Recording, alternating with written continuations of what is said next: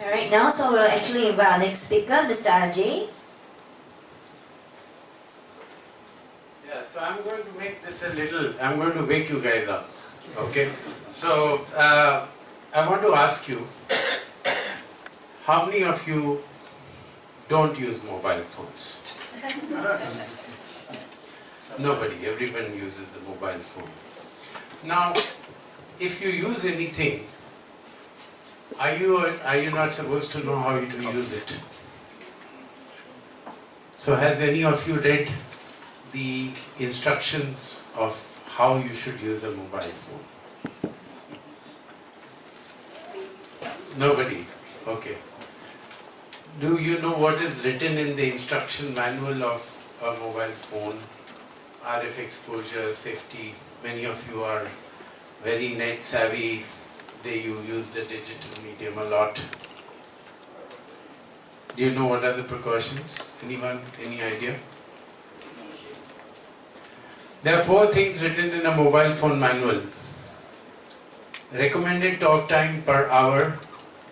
Guess how much? Just a guess. 1 hour. How much time are you supposed to talk on the mobile phone every hour as per the mobile phone manufacturers? 5 minutes. Okay. Pretty close. 6 minutes. Okay. Second is text more than you talk. The third is always use hands-free, which means you speak on the speakerphone or you speak with the earphone. And the fourth is keep the device at least 10 millimeters away from your body at any given time. Hand is also the body. So no keeping it here, no keeping it here. So if you follow all these 4 things, then there is no problem with using a mobile phone. So can anybody put his hand up, somebody who follows all these 4 things? Nobody. So we are all at risk. So there is an app for Android phone users which is called EMR Health Q. If you want to note it down, you can note it down. EMR Health Q. So you have to answer 5 simple questions in that, and you will know what is your risk of radiation. What is the risk to your health? What is the percentage risk to your health? Okay, so try that. So now, before I just get into that, I also want to call one of you as volunteers, whoever thinks he's very strong, does gymming, good muscles, strong guy. Somebody must be strong here. Nobody is strong. Nobody thinks he's strong also, or she's strong. Huh? Feeling shy? How about you? Okay, come. So I'm going to do a simple experiment on him. So please hold your hands like this. Like this. Where's your phone? Okay, fine. So please take somebody's phone. So I'm going to ask you, no shoulder problem. Just come a little bit this side. And I'm going to press your hand down and you resist. Don't let me press it down. Sure? Ready? Wow. Very strong. I put my whole 90 kilos on him and it's, so I revealed my weight as well. So just a phone, somebody's phone. Just hold it in your hand. Okay. Now I'm going to push it again. And again you resist the way you did or with more strength. And I'm only going to use 2 fingers. Ready? Let's go. So what? Want to try again? In this case. You want to be sure. Okay. So what happened to you, strong man? What do you think happened to you? I think the logic is that you apply the 2 fingers. Yeah. So I put my whole weight in the earlier one. I just jumped off the ground. Right. So here I was just pushing. Didn't you feel a difference? I felt the difference. Okay. So now you hold this phone. And we try it again. Ready? So you're back. So what happened with this phone? It's off. Switch off. Switch off. So this phone has an anti-radiation chip, a radiation protection chip. Okay. So, but more important is that you saw that just by holding a phone, what happens to him? Weak. Or what happens to any of us? So, in the first case, his brain sent a signal to the hand. He thought, I'm not a bad guy. So when I asked him to resist, his brain decided to obey me. If any of you thought I was a bad guy and you say, okay, what this guy is saying, I'm not going to listen to it, then maybe this wouldn't have happened. Because the brain would have sent the signal, don't resist. So then when he held the phone, the brain was sending the same signal, but it didn't reach the hand. Okay? It got intercepted. So when you sit on a flight, what do you hear about mobile phone? Switch it off during takeoff and landing.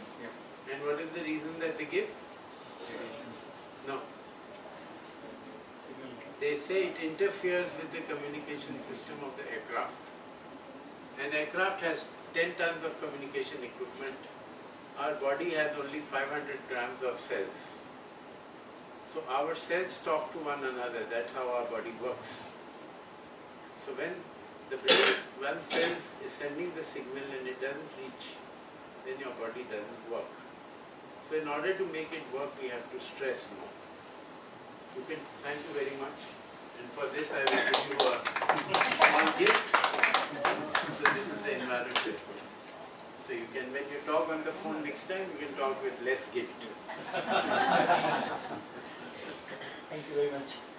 So this is what happens to us, and we have the phenomena called electrosmog. So in this room, while you are sitting in this room, what is happening here? Radiation. You've got a coffee making machine there, you've got a few desktops, you've got many ACs which run on Wi-Fi in your house, you've got a Wi-Fi everything. So you got a booster because you don't get the signal, you have a router, you have a server in the place where you work, you have server rooms nearby. So we are, but the thing is, if the air is bad, you can see it.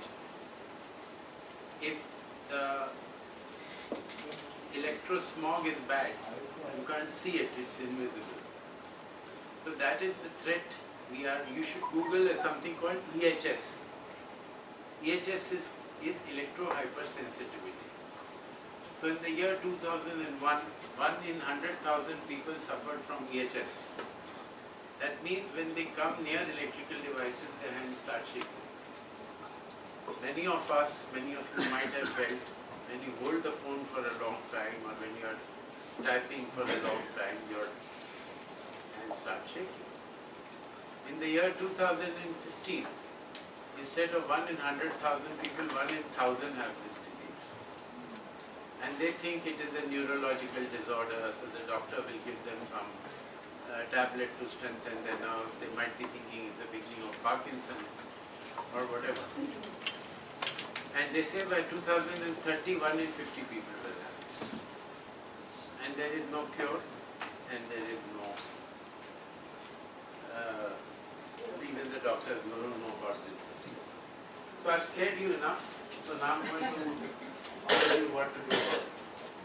So these are, I talked about the Wi-Fi, then there are some natural disease, radiations called geopathic stresses. Geo is earth, pathic is what causes pathos or sadness, and stress is of course stress. So these are the devices which come from, and the geopathic stress, there are some natural lines. So how many of you have small children? And is anyone smaller than him? No, what is it? Okay. So when you put him to bed, the place where you put him to bed, do you find him sleeping there in the morning or you find him sleeping somewhere else? It's always. Huh? It's always actually doing that. Doing. Why is he doing that? Have you ever asked him? Yes, we do, but we don't have answers. Okay. Why do you move from where dad or mom has asked you to sleep? Because I can't. Yeah, so you don't feel comfortable there, right? So you go where you feel comfortable. Then you go somewhere else and then you fall to sleep. How many of you have pets? Cats, dogs? What pets do you have? Dogs. Now, any animal and children are very sensitive to these geopathic stresses, and wherever a cow, cat, horse, dog, child will sleep, there will be no geopathic stresses there. And where they don't sleep, there is likely to be some problem, but they are sensitive. When we had the earthquake, when we had the tsunami, animals are the first people who move away. Animals don't die. Why not? Because we've lost the sensitivity. So, and there are certain natural cavities under the earth. So, in India, and I'm sure in many Chinese civilizations also and in other places, when they wanted to build a house, when they wanted to build something, they said let animals graze the earth. And if the animal eats the grass, then the land is good. Then you build there, otherwise you don't build. So these are some of the things which happen. I just met a doctor 2 weeks back. He is the physician to the royal family of Britain, and he mentioned to me, he told me which are the 2 biggest illnesses in the world today. So what do you think are the 2 biggest illnesses in the world? Sorry? Sorry? Dementia. Cancer. Okay. Dementia. Alzheimer. What else? Well, let me tell you, the biggest disease in the world is sleep disorder. 50% of the people don't get sound sleep in the world. And the second biggest is acidity. So we are dealing with the first disease, that is bad sleep. Now this is an office. These red lines and this blue zone is the geopathic stresses that I was talking about. Now you see how many people are sitting there. There are almost about 20% of people in this office who are sitting on it. And everybody is affected by their desktops or their laptops.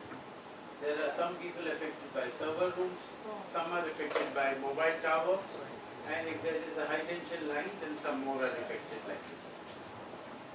So what happens to them? We find in offices, wherever people are sitting on these lines, they leave the organization early, or they fall sick more than other people. Their absenteeism is more. This is also a normal room where you see how many Wi-Fi things are there, how many devices are lying around. So this is, I told you how many people are impacted by various things. And these are some of the symptoms. In office, you feel tired at the end of the day, you have a headache, you don't want to go home and just do nothing. High attrition rates, don't wake up feeling fresh. If you are sleeping on a geopathic line, and you develop illnesses, and in machines. So we've recently done these corrections. We correct these radiations. So that means they are there, but what to do about it? So we look at it with scientific instruments, and we have chips like the one I gave to my friend here, which you can put on the phone, which you can put on your laptop, different sizes. And we have certain chips for the ground which take care of the geopathic stress, which means they don't remove the stress, they don't reduce the stress, but they change its nature so that it's not harmful for you. These products have been very well tested. They've been tested by establishments in USA, Singapore Green Building Council, by doctors, and there's been, once we correct these radiations, there is a 4 to 8% decrease in the heart rate. Now Harvard Medical Law School has done a test saying that if you can reduce by your heart rate by 4%, your healthy life increases by 7 to 8 years. And of course it follows your concentration, your productivity. This is what I was telling about animals. And of course there are some ancient structures. This is Stonehenge in the UK. So they have these certain formation of stones which they put at the intersection of the geopathic lines. So that corrects the whole thing. Even pyramids did something similar. So this is the child smoking. Would you give your child a cigarette to smoke? Would you give your child a mobile to play? Yes. The effect is the same. These are advertisements from the USA, not long back, about 30 years back, where doctors used to advertise that Camel cigarettes and Marlboro cigarettes are good for health. They're good for more doctors smoke Camels than any other cigarette. So it was a given that every doctor would smoke, but they were advertising for a brand. So WHO had declared cigarettes in 1996 as possibly carcinogenic, which is cancerous, category 2B. And they have declared mobile phones as possibly carcinogenic in 2011. But both the cigarette industry and the mobile industry use terms like no conclusive proof, no substantive evidence. So we have to wait for a few million people to die before we do something about it. So this is what I told you was there in the manuals. Sweden, I told you about EHS. So in Sweden, which was the first country to start with the digital and with the internet and all that, 3% of the population suffers from EHS. And there are pictures on the internet, the kind of houses they have to build, the kind of insulation they have to build in their rooms to see that they are not affected. These are our chips. This is for the ground, for the geopathic stress. This is the Enviro chip. And there's another product called the Enviro Globe. So if say in a room like this or in your bedroom, you place an Enviro Globe, it takes care of 300 square feet of all the electrosmog. So all your wiring, all your electrical things, because you have charging points near your bed, because you want your phone near your bed, and the wiring is going below your head. You are seeing TV before you go to sleep. So all that, it changes the nature of all these radiations so that you can get better sleep. We don't make people move away from bad radiation zones. We change it without breaking anything, making anything. We are well certified, as I said, the Enviro chip and the Enviro Globe are both certified by Singapore Green Building Council, and of course MIT, which is the most reputed institution in the world, and many others. So we've done research with people. We are now talking to NUS about doing research with them, and these are the effects of our work. And I just want to point out to you, according to a survey done in 22 organizations USA by Harvard School, $1 spent on health and wellness initiatives results in savings of $3.27, which would have been usually lost due to absenteeism. This is, we've done 2,000 projects in 70 countries, 70 cities, including Singapore. In April, we did the Singapore Stock Exchange. We made it radiation friendly. And many other institutions, and we've done all kinds of places. We've done many of these companies you don't know, but these companies are amongst the top 100 Indian companies, and Winston Churchill, who knew nothing about radiation and buildings, said first we shape our buildings, thereafter they shape us. So this is just I wanted to share with you more for information, and we are of course looking for partners who can distribute our products.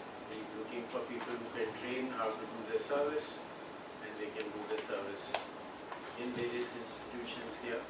And the opportunity, so not only would you be doing something where you get some money, but you'd be doing something where you'll be helping humanity, and you'll be feeling good about doing a good thing. Thank you. Any questions? There are some brochures about this, the ASEAN conference, Indo-ASEAN conference which we are having in October. So those of you who are interested, you could take them. Can I ask, which Yeah. part of the nervous system does it affect? Is this a limbic or autonomic? Which one? The radiation from the phone. See, basically it disrupts your communication. So once it disrupts your communication, in order for your body to communicate with one another, it has to stress more. It has to talk more loudly to one another. And every person has some kind of a weak system. So whatever is your Achilles heel, whatever is the weakness, some persons may get cancer, some will get blood pressure.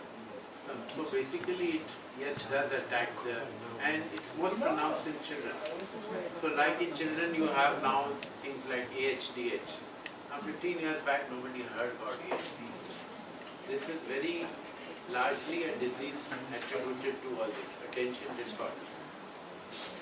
It affects the whole nervous system. I think the balancing as well. Please, questions. Yeah, I have one question. So how does it, when you say changes the radiation from negative to positive?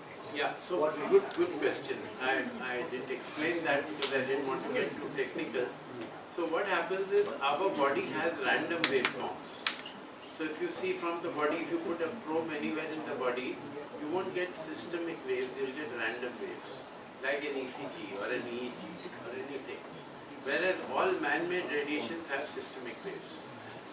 So it's like we are speaking in English and somebody speaks in Arabic louder. We'll have to shout louder in order to be able to communicate.